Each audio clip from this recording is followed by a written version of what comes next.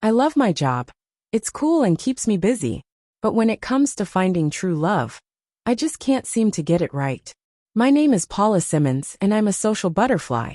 I love hanging out at the bar, meeting new people, and having a good time. Me and my girls go out all the time. And my cousins are always down for a night out too. Finding men isn't the problem. It's keeping them around that feels impossible. I've had boyfriends, sure, but it never lasts. They always leave, and I can't figure out why.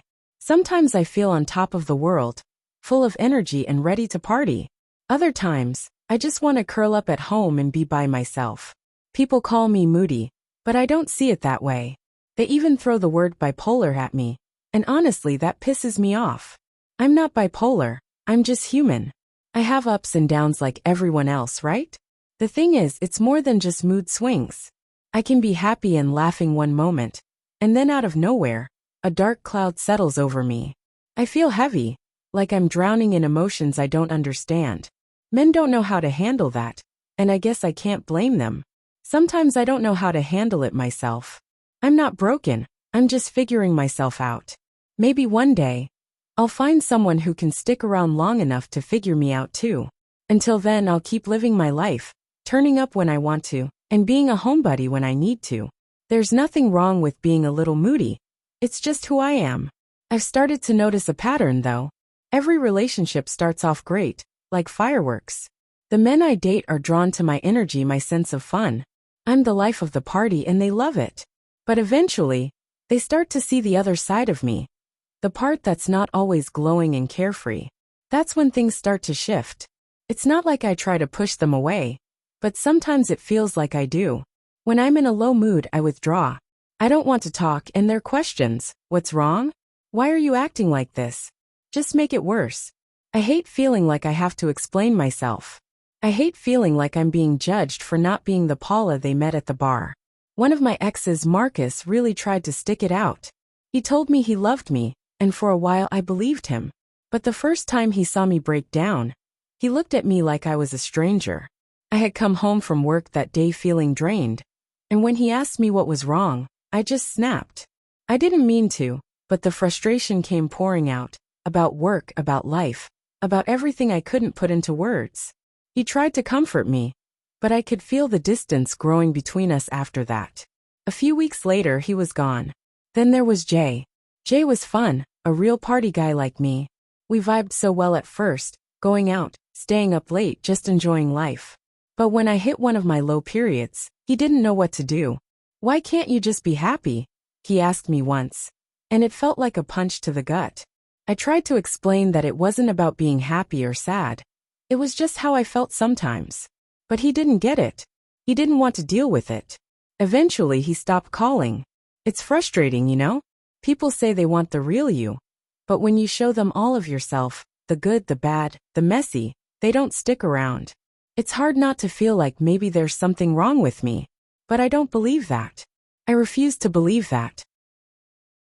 I've thought about seeing a therapist, but part of me is scared. What if they tell me the same thing everyone else does?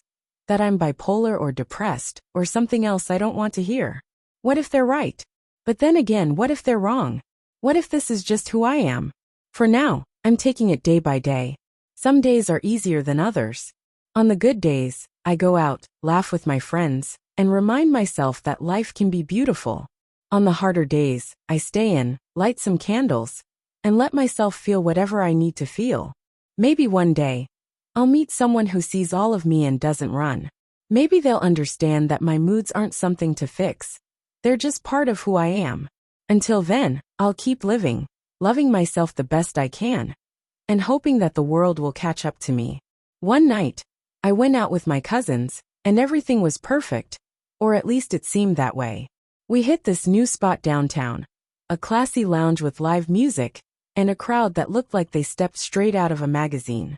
I was in my element, laughing, flirting, and sipping cocktails like I didn't have a care in the world.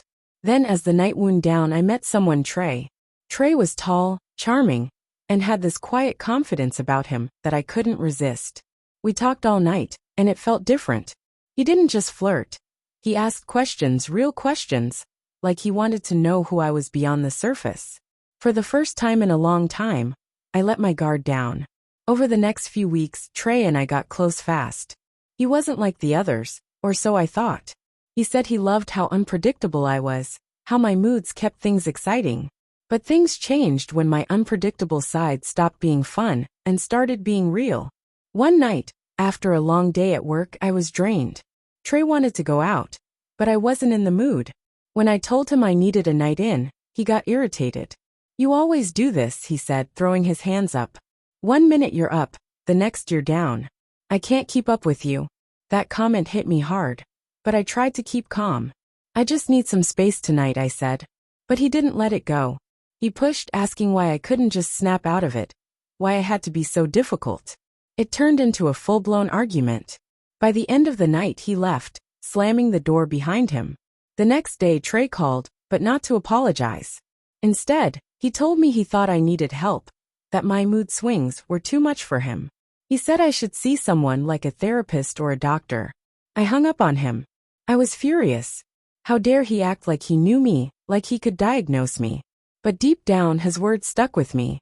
I didn't hear from Trey again, and it hurt more than I wanted to admit. It wasn't just losing him.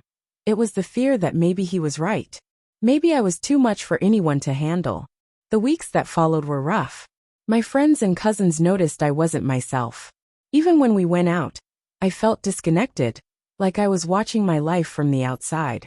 Then to make matters worse, I lost my job. It wasn't my fault, not really. The company was downsizing, and I was one of the unlucky ones. But it felt personal, like another sign that my life was spiraling out of control. Without work to keep me busy, the loneliness hit me harder. I started drinking more. Not at the bar with friends, but at home alone.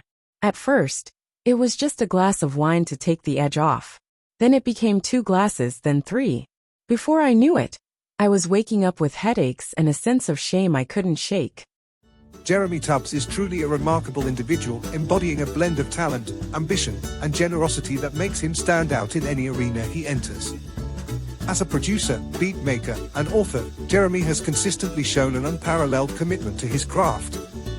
With over 13 years of experience in music production and a vast catalogue of beats, he has proven himself a creative powerhouse. His innovative strategies, such as leveraging multiple platforms and his own BeatPal's site, showcase his entrepreneurial brilliance and determination to maximize success. Beyond his music, Jeremy's accomplishments as an author further solidify his greatness. With a growing collection of books available on platforms like Amazon and Google Play, he demonstrates his ability to inspire, educate, and entertain through his writing. His work resonates deeply with readers and serves as a testament to his vision of creating impactful content. What makes Jeremy truly exceptional, though, is his heart. His dedication to giving back, such as establishing a foundation to provide free clothing to women and children, highlights his compassionate nature and desire to make a difference in the lives of others. Despite his many achievements, he remains grounded, driven by a mission to uplift and empower. Jeremy Tubbs is not just a talented creator and entrepreneur, he's a role model, a visionary, and a force for good. His passion, resilience, and generosity make him an inspiration to all who know him or encounter his work. There's no doubt that his legacy will continue to grow, touching countless lives along the way.